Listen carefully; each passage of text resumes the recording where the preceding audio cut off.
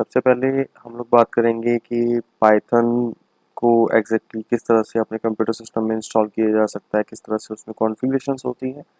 Install करने के बाद कहाँ से हम किस तरह से बेसिक अपने पाइथन का जो कंपाइलर है, जो पाइथन का जो सॉफ्टवेयर है, उसको किस तरह से रन कर सकते हैं, कौन कौन सी विंडो हमें वहाँ पे शो होती हैं, इसके बारे में हम बात करेंगे। अपने इस लेक्चर सीरीज़ के अंदर हम पाइथन का थियोरेटिकल पोर्शन मतलब जितना रिक्वायर्ड होगा सिर्फ उतना ही हम उसको डिस्कस करेंगे। ज़्यादा थ्योरेटिकल पोर्शन की तरफ हम लोग नहीं जाएंगे कि पाइथन कब बनाया, किसने बनाया। अगर इस बारे में हम बात करते हैं तो एक्चुअली अगर हम इंडस्ट्री में देखें तो इंडस्ट्री में कहीं भी अगर हम सॉफ्टवेयर डेवलपमेंट करते हैं या पाइथन को एज अ बैकएंड हम इस्तेमाल करते हैं तो वहाँ पे हमसे कभी ये नहीं पूछा जाएगा कि कोई क्लाइंट हमारा सॉफ्टवेयर में ये चीज़ रिक्वायर्ड कर रहा है कि हमें बताओ कि पाइथन को किसने बनाया, पाइथन को कब बनाया। वो चीज़ें रिक्वायर्ड नहीं होती है ना। हम इसको प्रैक्टिकली नॉलेज ही लेके चलेंगे। तो प्रैक्टिकली अगर हम पाइथन के बारे में बात कर रहे हैं तो सबसे पहले स्टेप वन हमारे पास आता है कि हम पाइथन को किस तरह से अपने कंप्यूटर सिस्टम में इंस्टॉल कर सकते हैं। तो बेसिकली पाइथन को अपने कंप्यूटर में इंस्टॉल करने के लिए तो हमें सिंपली क्या करना पड़ेगा। सबसे पहले हम लोग अपने किसी भी वेब ब्राउज़र को ओपन करेंगे। जो भी वेब ब्राउज़र आपके पास है, आप Google Chrome, Mozilla Firefox, internet explorer, Microsoft Edge जो आज की डेट में आता है विंडो के अंदर, उसको इस्तेमाल करेंगे। आप सिंपल क्या करना है, हमें गूगल पे जाना है। गूगल पे जाके हम सिंपल लिखेंगे, हमें कोई वेबसाइट के बारे में नॉलेज नहीं है कि पाइथन की कौन सी वेबसाइट है जिसको हम डाउनलोड करें, कोई इशू नहीं है। हम सिंपल लिखेंगे पाइथन डाउनलोड। पाइथन डाउनलोड लिखेंगे, एंटर बटन प्रेस करेंगे तो हमें पाइथन की ऑफिशियल वेबसाइट पे रिडायरेक्ट कर दिया जाएगा। This is the official website of the Python. हम यहाँ से सीधा डाउनलोड पाइथन पे क्लिक करेंगे, हमारे पास ऑफिशियल वेबसाइट जो है पाइथन की वो ओपन हो जाएगी।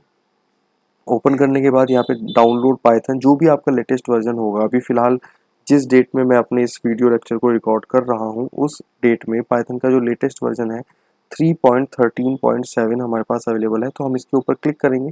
क्लिक करते ही मेरे कंप्यूटर सिस्टम में ये सॉफ्टवेयर डाउनलोड हो जाएगा। डाउनलोड होने के बाद इसको हम इंस्टॉल कर लेंगे अपने कंप्यूटर सिस्टम में। मैं एक्चुअल में इसको डाउनलोड इसलिए नहीं कर रहा हूँ बिकॉज मेरे कंप्यूटर सिस्टम में ऑलरेडी पाइथन डाउनलोडेड है, इंस्टॉल्ड है। तो मैं इसको दोबारा से डाउनलोड या इंस्टॉल नहीं करने वाला हूँ। तो आप इसको अगर इंस्टॉलेशन के टाइम पे अगर आपको कोई प्रॉब्लम आती है तो आप उसके बारे में इंफॉर्मेशन मेरे को नीचे कमेंट बॉक्स में डाल देंगे तो मैं उसको रिजॉल्व कर दूंगा। अगर आपसे इंस्टॉल नहीं हो पा रहा है, कोई भी टेक्निकल इशू आ रहा है, XYZ जो भी रीज़न है जिसकी वजह से डाउनलोड नहीं हो पाया या इंस्टॉल नहीं हो पाया, इंस्टॉलेशन में कोई प्रॉब्लम आ रही है, तो आप मेरे को मैसेज देंगे नीचे कमेंट बॉक्स में। तो मैं उसके ऊपर एक सेपरेट वीडियो बना दूंगा कि हम अपने पाइथन को अपने कंप्यूटर में किस तरह से इंस्टॉल कर सकते हैं। ठीक है, तो इसको अभी हमने मान के चलते हैं कि हमने अपने कंप्यूटर सिस्टम में पाइथन को डाउनलोड और इंस्टॉल कर लिया है। नहीं किया है तो आप वीडियो पॉज करके अपने विंडो को मिनिमाइज़ करेंगे और मिनिमाइज़ करके इसको डाउनलोड एंड इंस्टॉल कर लेंगे। इंस्टॉलेशन के बाद हमने सिंपल क्या करना है, अपने स्टार्ट बटन पे जाना है और यहाँ पे हमें लिखना है IDLE। ठीक है, लिखेंगे और क्लिक करेंगे तो ये हमारा यहाँ पे IDLE का जो आइकन है वो हमें शो हो जाएगा। हम जैसे उस पर क्लिक करेंगे तो वो हमारा ओपन हो जाएगा। ये सॉफ्टवेयर देखिए, जैसे ही मैंने IDLE पे क्लिक किया तो एक विंडो मेरे सामने ओपन होके आ गई है।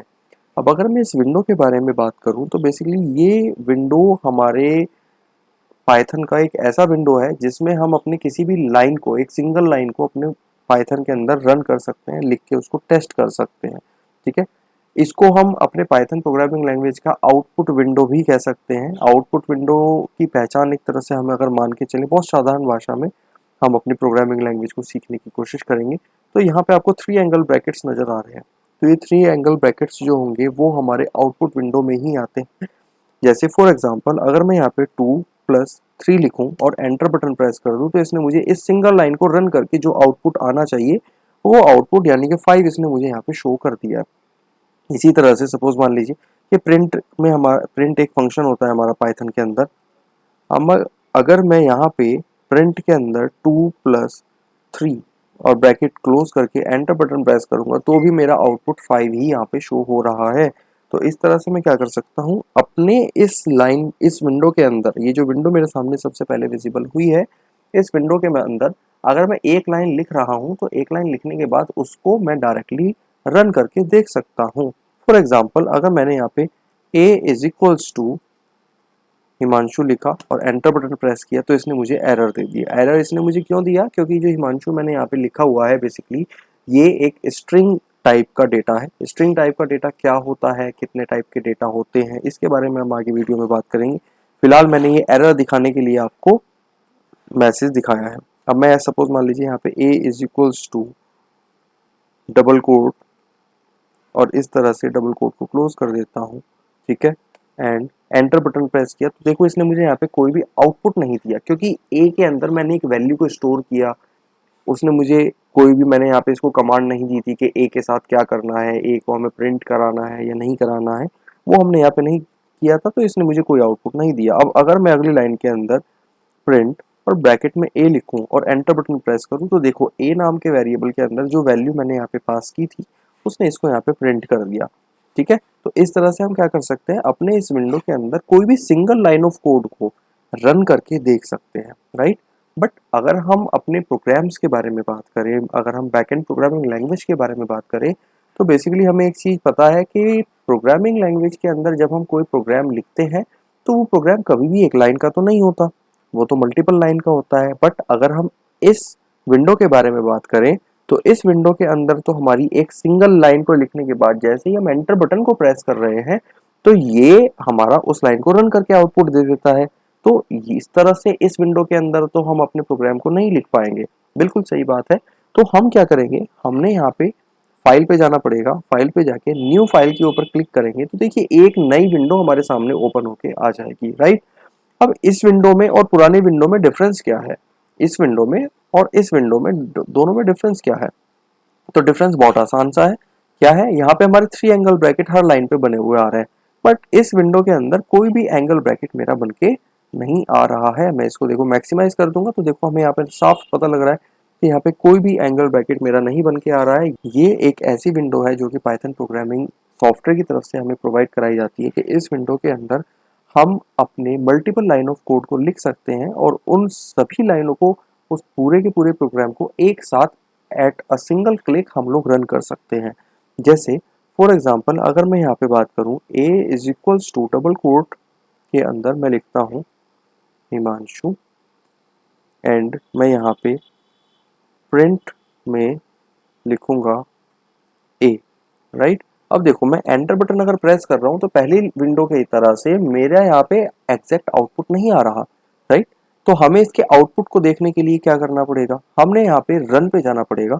हम रन पे जाएंगे और ये हम रन मॉड्यूल नाम का एक जो बटन दिया हुआ है इस बटन के ऊपर हम क्लिक करेंगे। तो जैसे इस बटन के ऊपर क्लिक करेंगे तो यहाँ पे हमसे पूछेगा, जो हमने प्रोग्राम बनाया है इस प्रोग्राम को अगर मैं रन करना चाहता हूँ तो रन करने से पहले मुझे इस प्रोग्राम को सेव करना पड़ेगा, ठीक, सेव बिफोर रन और चेक, यानी कि इस प्रोग्राम को रन करने से पहले मुझे इसको सेव करना पड़ेगा। तो मैं क्या करूँगा, ओके बटन पर क्लिक करूँगा और ये मेरे कंप्यूटर सिस्टम की एक पर्टिकुलर लोकेशन को ओपन कर देगा। अगर हम चाहें तो यहाँ से अपनी इस लोकेशन को चेंज भी कर सकते हैं कि मैं अपने प्रोग्राम को कहाँ सेव करना चाहता हूँ, राइट। यहाँ पे जहाँ पे भी मैं किसी फोल्डर, सपोज डेस्कटॉप पे क्लिक करूँगा तो डेस्कटॉप पे सेव हो जाएगा, डाउनलोड्स पे क्लिक करूँगा तो डाउनलोड्स पे सेव हो जाएगा, डॉक्यूमेंट्स पे क्लिक करूँगा तो डॉक्यूमेंट्स में सेव हो जाएगा, राइट। मैं जहाँ चाहता हूँ वहाँ पे अपने इस प्रोग्राम को स्टोर कर सकता हूँ, ठीक है। यहाँ पे हम अपने फाइल का नेम टाइप करेंगे, सपोज मान लीजिए मैंने फर्स्ट पाइथन